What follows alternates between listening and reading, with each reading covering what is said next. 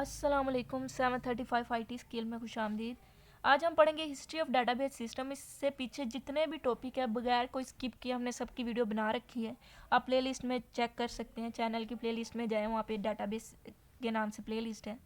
तो चैप्टर 1 का जो आखिरी टॉपिक है हिस्ट्री ऑफ डाटाबेस सिस्टम, अक्सर बच्चे इसे मुश्किल समझते हैं क्योंकि इसमें हमें कुछ तरीके याद करनी पड़ती है और ओवरऑल हमारा कंसेप्ट क्लियर नहीं रहता है इसके बारे में।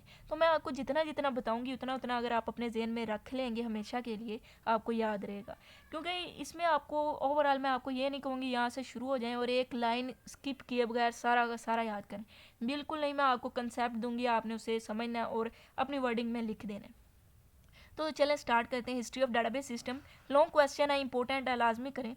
The concept of database was introduce इन 1960, यानी 1960 में इंट्रोड्यूस हुआ था डाटाबेस का कंसेप्ट। सिंस देन उसके बाद बहुत ज़्यादा वर्क इस फील्ड में हो चुका है। Following is a brief discussion about the history of database. अब डाटाबेस की हिस्ट्री के बारे में डिस्कशन की गई है यहाँ पे। और याद रखिए 1960 में ये इसका कंसेप्ट इंट्रोड्यूस हुआ, उसके बाद बहुत ज़्यादा इस पर काम हुआ। ये लिखने के बाद आपने 1960 लिखना है। 1960 में हुआ क्या था कि computer cost effective for companies and the storage capability of computer increase.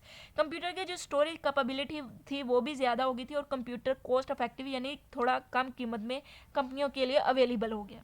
आप ध्यान में रखें कि कंप्यूटर कंपनियों के लिए अवेलेबल हो गया और उसकी स्टोरेज कैपेबिलिटी ज़्यादा होगी, इंक्रीज होगी।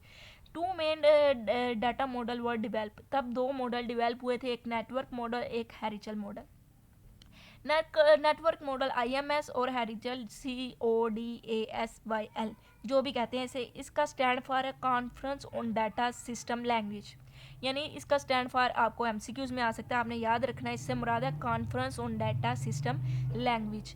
तो यहाँ पे दो मॉडल इंट्रोड्यूस हुए। आपने सिंपली क्या लिखना है 1960, और आपने लिखना है कि 1960 में कंप्यूटर कॉस्ट इफेक्टिव हो गए थे कंपनियों के लिए, स्टोरेज कैपेबिलिटी इंक्रीज, और दो मॉडल यहाँ पर डेवलप हुए थे, नेटवर्क मॉडल और हैरिचल मॉडल। उसके बाद यहाँ पे जो कुछ भी लिखा है आपने इसे पढ़ना है, मैं भी पढ़ती हूँ, उसके बाद मैं बताती हूँ इसमें आपने याद क्या करना, लिख के क्या आना, यानी अपने जेहन में क्या याद रखना है कि ये इंपॉर्टेंट पॉइंट जेहन में लाजमी होने चाहिए।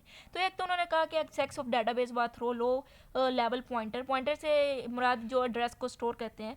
Operation storage detail depend on the type of the data to be store. अब जो स्टोरेज डिटेल है उसी पर डिपेंड होंगी अब डाटा की, जिस टाइप की डाटा को स्टोर किया गया है, यानी ग्राफिक है, अब डाटा की जो टाइप है उसके मुताबिक वो स्टोरेज होगी।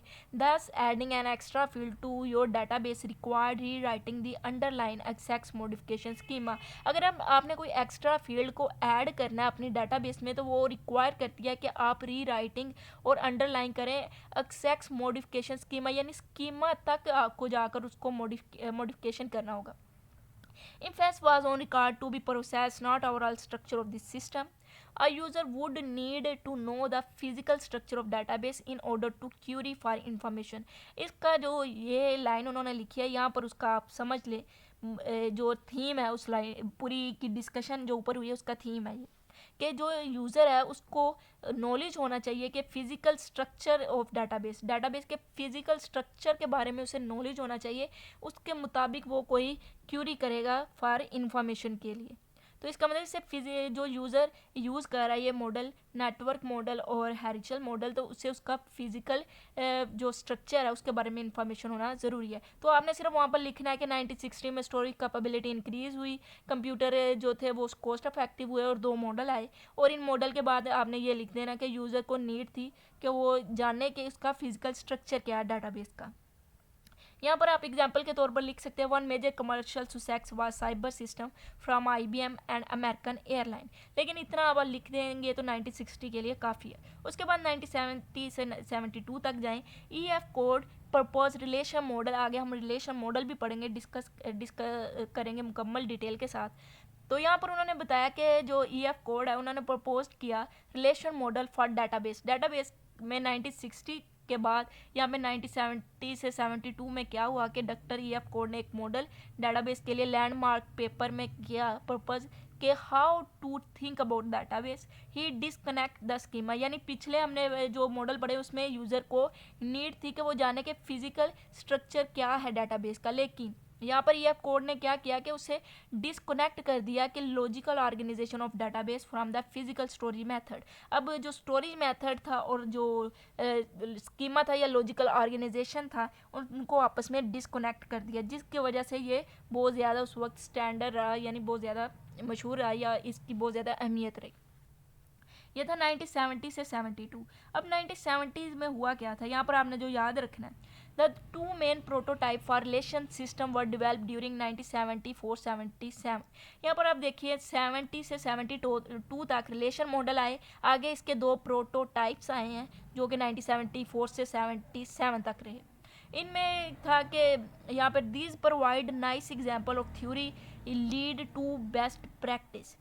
यहाँ पे इंजर्स और सिस्टम आर, आपने इन दोनों के नाम याद रखने हैं। मैं आपको इसलिए बता रही हूँ ताकि आप, जैसे मैं बता रही हूँ ना, अभी आपको शायद थोड़ा सा मुश्किल लगे, इसके बाद आपने सिर्फ पढ़ना है वैसे तो आपको समझ आ जाएगी मैंने क्यों ऐसे आपको बताया। यहाँ पे 1970 था, आपने लिखना है 1970, और दो प्रोटोटाइप आए इसमें, एक था इंजर और एक था सिस्टम आर। इंजर डेवलप किया यूसीबी ने, और ये सिस्टम कौन सी क्यूरी लैंग्वेज के लिए था, क्यूयूएल लैंग्वेज के लिए, और system are develop at IBM। सिर्फ इतना लिखना है, एट IBM, जितना मैंने ये हाईलाइट किया। उसके बाद आपने कहना this system use SEQL as query language. इन दोनों की क्यूरी लैंग्वेज लिखनी है और ये बता देना है ये कहाँ पे डेवलप हुआ है, डेवलप एट यूसीबी इंजर्स, और system are develop at IBM। इसके बाद आप आ जाए 1976 पे। ये याद रखिएगा, ये 1972 के बाद ये आप पढ़ लें, अगर आप भूल जाते हैं या आपको मुकम्मल तौर पर याद नहीं रहता कि 1970 में क्या हुआ, 1976 में क्या हुआ, तो आपने सिर्फ 1970 लिखना है, उसके बाद ये हेडिंग देनी है और इसके अंदर से जो आपको पॉइंट याद है वो आप लिख दें। लाजमी नहीं, अगर आपको तारीख नहीं याद तो आप वो पॉइंट भी नहीं लिखेंगे। अब 1976 में क्या हुआ इसकी ज़रा याद कर लीजिएगा, क्योंकि ये हम आगे ER डायग्राम, मुकम्मल ER मॉडल पढ़ेंगे। PH purpose entity relation model for database design. अब जो डाटाबेस है ना उसमें वक्तन व फ़क्तन ना टाइम जैसे आगे बढ़ रहा है वैसे उसमें आगे इंक्रीज़ हो रहे, ज़्यादा से ज़्यादा फीचर आ रहे। जैसा कि शुरू में हम फिज़िकल जो नॉलेज होना ज़रूरी था, उसके बाद वो फिज़िकल स्ट्रक्चर या स्टोरेज मेथड डिसकनेक्ट कर दिया उन्होंने। उसके बाद क्या हुआ कि entity relation model for database design हुआ। It give another important insight into conceptional database model. अब दूसरे चैप्टर में हम कंसेप्शनल डाटाबेस मॉडल या 3 आर्किटेक्चर भी पढ़ेंगे। तो यहाँ पे उन्होंने कहा कि एक इम्पोर्टेंट इंसाइट दी इन्होंने, यानी इसमें एक फीचर ज़्यादा हो गया, वो क्या था, such higher level modelling allow the designer to concentrate on the use of data inside of logical table structure. अब टेबल का जो लॉजिकल स्ट्रक्चर है या जो भी है उस पर ध्यान देने की बजाय जो डिज़ाइनर है हाई लेवल मॉडलिंग अलो करती है कि जो डिज़ाइनर वो सिर्फ कंसनट्रेट करे डाटा को यूज़ करने के लिए, कि डाटा को कहाँ कहाँ यूज़ करना है, या सिर्फ अपने काम पर कंसंट्रेट करें, ये इस पे नहीं कि टेबल का लॉजिकल स्ट्रक्चर क्या है। इसके बाद 1980 में क्या हुआ, the commercialisation of relation system took place, यानी जो रिलेशन सिस्टम था अब वो ज़्यादा स्टैंडर्ड हो गया। ये मिड 1980 में क्या हुआ कि क्लाइंट सर्वर मॉडल आ गया। यानी सर्वर क्या होता है, मुख्तलिफ जो कंप्यूटर आपस में एक कंप्यूटर से कनेक्ट हो जाते हैं वो उसकी रिक्वेस्ट को पूरा करता है, और जो रिक्वेस्ट भेजते हैं वो क्लाइंट है। तो क्लाइंट सर्वर मॉडल आया 1980 में। ये जो मैंने लिखा है साथ साथ आप चाहे सिर्फ इसे भी याद रखें ना अपने जहन में, तो आप इस क्वेश्चन को अटैम्प्ट कर सकते हैं अगर आपको पेपर में आए। SQL Curie language become a standard. 98 में SQL स्टैंडर्ड बन गई, यानी इसका बहुत ज़्यादा इस्तेमाल होना शुरू हो गया, और IBM ने लॉन्च कर दिया database 2। The importance of network और हैरिचल मॉडल वाज डिक्रीज। अब जो इम्पोर्टेंट थी जो कि 1960 में मॉडल थे, हैरिचल मॉडल, नेटवर्क मॉडल जो स्टार्ट में थे, तो वो दोनों मॉडल की जो इम्पोर्टेंस है वो डिक्रीज होगी क्योंकि SQL become a standard. The development of IBM PC give rise to many database company. अब जो IBM का यहाँ पे काम बहुत इंपॉर्टेंट है, ये जो मिड 1980 आ गया, यहाँ पे एक SQL और एक IBM, 2 पॉइंट ध्यान में रखें। इसके बाद बस आप इतना ही करें। उसके बाद 90 में क्या हुआ कि क्लाइंट सर्वर और 3 लेवल आर्किटेक्चर आ गया, और इसमें इंटरनेट भी इंक्रीज हो गया। In early 98, much work was done on client tool for application development such as Power Builder, Oracle Developer, VB, Microsoft EC। आप इतना भी याद कर लें तो इनफ है। इसके अलावा आप लिख लें कि क्लाइंट सर्वर मॉडल आया और 3 लेवल आर्किटेक्चर आया, और इसके अलावा इंटरनेट इंक्रीज़ हो गया। और मिड 90 में क्या हुआ कि usable internet W appear in the middle of 99। W appear होगी यानी वर्ल्ड वाइड वेब, और concept of web database started to grow. अब वेब और डाटाबेस इन दोनों का जो कंसेप्ट था वो ग्रो करना शुरू हो गया। अब डब्ल्यू अपेयर जो ही है इसने अलो कर दिया remote access to computer system. Remote access का मतलब है कि आप जहाँ मर्जी से कनेक्ट कर सकते हैं, अपने काम कर सकते हैं जहाँ मर्जी। अब आखिर में 90 में क्या हुआ कि इंटरनेट कंपनियों ने वर्क करना शुरू कर दिया वेब पे, इंटरनेट पे और डाटाबेस कनेक्टर पे, क्योंकि यहाँ पर उसका कंसेप्ट ग्रो हो गया। मिड में वो ग्रो हो गया और उसके बाद उस पर 90 लेट यानी आखिर में उस पर काम भी शुरू हो गया। आपने सिर्फ सिंपल इतना ही करना है, जितना जितना मैं आपको बता रही हूँ इतना ही आप याद कर लेना, तो आपके लिए इनफ है। इसके बाद अगर आपके पास टाइम है तो वो मज़ीद याद करें। अब 21वीं सेंचुरी में क्या हो रहा है, 21वीं सदी में क्या हुआ कि सोशल मीडिया भी इंक्रीज़ हो गया, इंटरनेट भी इंक्रीज़ हो गया, हर चीज़ इंक्रीज़ हो गया। आप खुद आजकल के दौर में देख लें। The growth of database application continue in the early 21 century. अभी तक जारी है कि डाटाबेस में मजीद ये ग्रो करता जा रहा है। मोर interactive application appear with the use of PDA के साथ भी हम बहुत से एप्लीकेशन अपेयर हो रही हैं जो हम पीडीए के साथ यूज़ कर सकते हैं। Main company that predominate the large database market. अब जो मेन कंपनी है वो है IBM, माइक्रोसॉफ्ट और ओरेकल। ये आपने याद रखना है इन कंपनियों के नाम एज MCQs भी याद कर लें, अगर आपको याद है तो आप पेपर में लिख सकते हैं। उसके बाद आप फ्यूचर ट्रेंड देख लें। Huge system are appearing and the handling analysing data has become very complex.